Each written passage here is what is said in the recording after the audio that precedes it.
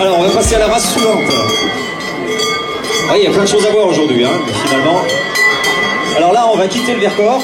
On était sur le Vercors et on arrive avec une vache qui est très très connue également. On change de massif également, puisque là, on passe dans la Chartreuse.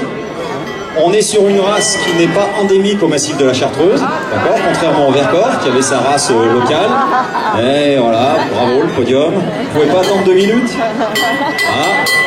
Donc là, on est sur la Tarine. Je pense que vous aurez tous reconnu la Tarine, qui porte le nom de son berceau d'origine, la Tarentaise. D'accord, Tarentaise, Tarine, facile à se rappeler. C'est une vache de haute montagne. On a vu les Reims tout à l'heure, vous vous rappelez, qui étaient vraiment petites. Hein, les Reims, elles m'arrivaient là.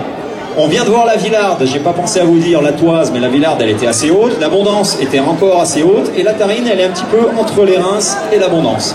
Donc là on est sur des bêtes, je sais pas combien elle fait, 600 et quelques kilos, non? Elle fait à peine, elle fait 580 kilos. Un petit 600 kilos, donc vous voyez, pour ordre d'idée, les Reims elles faisaient 550, 600 kilos, là on va dire plutôt 600, une belle Tarine elle va monter à peut-être 650, une Abondance bien, ça va faire 50 kilos de plus, et la Villarde au-delà de 700.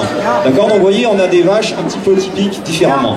La Tarine, ça va être tout le temps la même robe. C'est comme l'Abondance, c'est facile. C'est toujours cette robe un peu plus foncée que la Villarde, et surtout les lunettes autour des yeux. C'est une vache qui est tout le temps maquillée. Pourquoi, à votre avis, elle a des lunettes? C'est comme l'Abondance, c'est parce que comme ce sont des races de montagne, on sait que le noir, ça capte quand même bien les UV, d'accord? Et toutes les vaches qui ont des ronds autour des yeux, comme ça, et ben c'est pour se protéger aussi contre la luminosité. Et je peux vous dire que dans les troupeaux l'été, quand il y a beaucoup de soleil, les bêtes qui sont en alpage type Montbéliarde avec la tête blanche, vous regarderez, elles ont toujours les yeux qui pleurent. C'est pas des blagues, hein, vraiment. Et donc toutes les bêtes qui ont du noir autour des yeux ou des lunettes comme l'Abondance, eh bien les UV ils se focalisent sur le poil noir et ça leur protège les yeux. Donc c'est pour ça que la Tarine elle est taillée comme ça. On va demander à son éleveur d'ailleurs qui nous la présente un peu mieux, nous expliquer ce qu'il fait, d'où elle vient et pourquoi il a choisi cette race également. Tout d'abord, bonjour à tous. Donc moi je suis Gérald Gandhi, je suis agriculteur donc avec mon épouse et bientôt mes enfants, donc ma fille est à côté de moi, à Saint-Pierre-d'Entremont, donc au cirque de Saint-Même. Si quelqu'un connaît le cirque de Saint-Même, les vaches du cirque, et bien du coup voilà, la vache que je vous présente aujourd'hui elle s'appelle Moustique et elle fait partie du troupeau du cirque de Saint-Même. Pourquoi on est agriculteur? En fait par passion, uniquement par passion. Moi depuis petit je n'ai jamais voulu faire autre chose. Et les tarines, parce que je suis tombé dedans tout petit, mes grands-parents étaient éleveurs de tarines. Et donc du coup, c'était pratiquement écrit que j'élèverais des tarines. Je suis satisfait parce que du coup, voilà, on a 3 enfants. Et en fait, une fille aînée qui est ici avec moi, Léa, est née au lycée agricole à la Motte-Servolex et a priori, elle se destine à travailler avec nous et à prendre notre suite un jour. Donc voilà, donc du coup nous on est dans le massif de la Chartreuse, un petit massif où donc les tarines sont vraiment bien adaptées parce que du coup elles vont pâturer dans des pentes assez raides où d'autres vaches ont un petit peu du mal, donc en fait, le format moyen et modeste de la tarine fait qu'elle est très agile et véloce, donc elle est capable d'aller chercher de l'herbe un petit peu n'importe où et pour faire du lait qui est destiné à la vente de fromage, à la production de fromage. D'accord, d'accord. Donc bien sûr les produits, j'ai pas pensé à vous le dire, hein, mais vous pouvez les retrouver.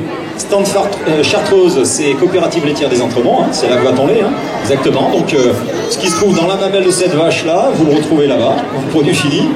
Et tout à l'heure, l'Abondance que vous avez vue dans l'infrancause des Rapides Engins, du Vercors et de la Villarde, eh bien ça se présente là-bas sur le stand du parc régional du Vercors. Parce que bien sûr, vous avez compris aujourd'hui, on vous présente les animaux, les différentes races, les éleveurs ils produisent, le produit il est transformé et après ça c'est rattaché quand même au territoire. Il ne faut jamais perdre de vue qu'on est quand même sur une espèce de cercle vertueux avec un territoire d'exception sur lequel on a une flore particulière qui nous permet d'élever des animaux qui ont une production agricole. Et quand vous mangez un morceau de fromage ou que vous taillez un morceau de steak, et ben franchement, on retrouve quand même complètement le territoire et le savoir-faire. Ça, c'est vraiment, vraiment important. Quand je suis venu chez toi, il y a fort longtemps, tu avais une Érins en production laitière. Vous l'avez toujours? Alors malheureusement non. En fait, donc on a eu une Érins on l'a traité pendant 11 ans. C'était une vache que j'avais achetée aussi parce que voilà, je trouvais ces vaches très très belles et puis c'était cohérent. Une vache de montagne chez nous, c'était cohérent. Et donc c'était une vache qui venait du Valais, elle venait de Suisse, elle venait, c'était pas Igolène, c'était dans le Val d'Hérens, mais j'ai mangé une.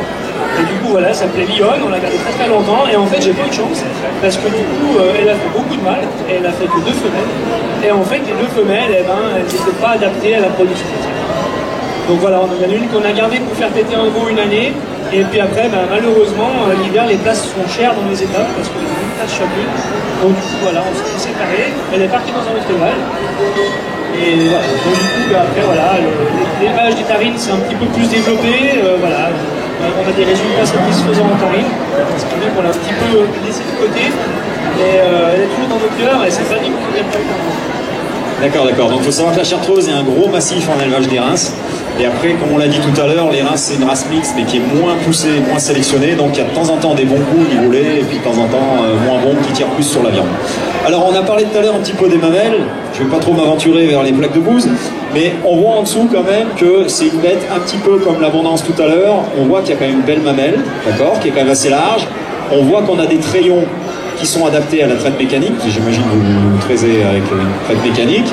Et une mamelle qui est assez bien attachée devant, derrière. Bon, je ne vais pas passer la matinée à vous expliquer les conformations des mamelles, mais voilà, on voit que ce sont quand même des bêtes à la fois rustiques, une fois de plus, et qui sont quand même adaptées à une certaine productivité.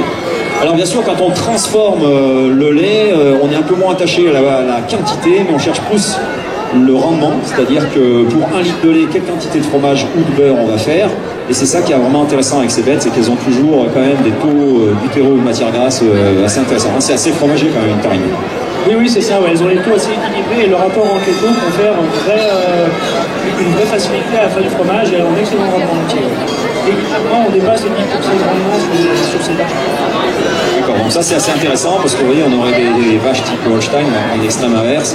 Elles feraient peut-être 2 fois plus de lait, mais au final, quand on produit le fromage, on aurait peut-être 2 fois moins de fromage produit par litre de lait aussi. Voilà, donc ça c'est intéressant. Donc après, je vous laisse vous rapprocher des alleurs. Merci en attendant, et puis allez déguster les produits. Hein. Ça c'est important, vraiment important. Alors, sur le Vercors, la tarine n'est pas rentrée dans le cahier des charges de l'AOC du Bleu de Vercors. Chez vous, il n'y a pas de race pour la production fromagère. Nous, en fait, sur la coopérative, on est en zone IGP Combe-et-Vintal de Savoie. Et du coup, on est calé sur ce qui est des charges là. Donc, en fait, les races autorisées sont la tarine, l'abondance et la Montbéliard.